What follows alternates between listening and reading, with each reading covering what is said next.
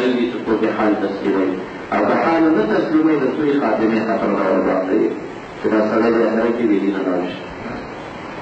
دا سوء خاتمه دا ډېره پټه ده، دا ډېر خطر لري. ګورئ امام غزالي صاحب لیکي یو عالم زموږ په علاقه کې هغه به د عامه یتساءلون صورت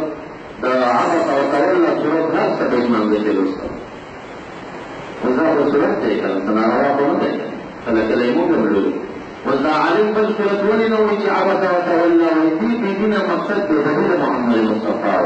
وایي دا عالم د دنیا نه څه مرتد لاړه ته عیسوي شه کافر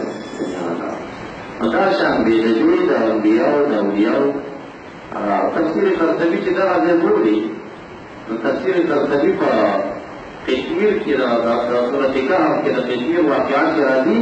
قلبهم باسط ذراعیه بالوسیع په دې کې باندې وګوره راغلي کې لږ تفکر وکړئ هر کله چې حال د سپي په معیت د اولیاو دا جوړېږي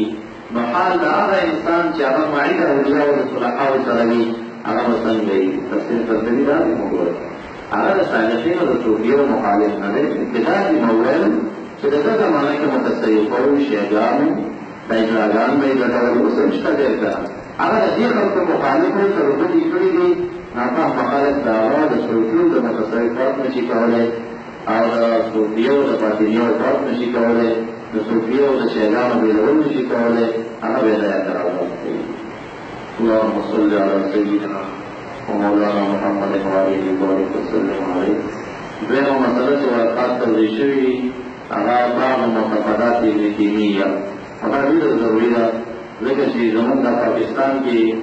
علما چې وو که مشایخ دي یو څو ټکي عبارات د هغې کتلي دي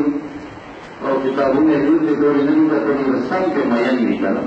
نو چا ته مشایخ جوړ کړی دی او چا ته رئیس الزنادقه جوړ کړی دی او صراط مستقیم په وسط کې دی. موږ دا وسط لار اختیارو په هغې کې به د دې بعضې معتقدات وګورو چې څنګه عقاید لري او په عمل کې د حنبلي فقه متبعو بعضې اوقاتو کې ورته د مذهب نه کولو ادعا د اجتهاد نه ورکوي.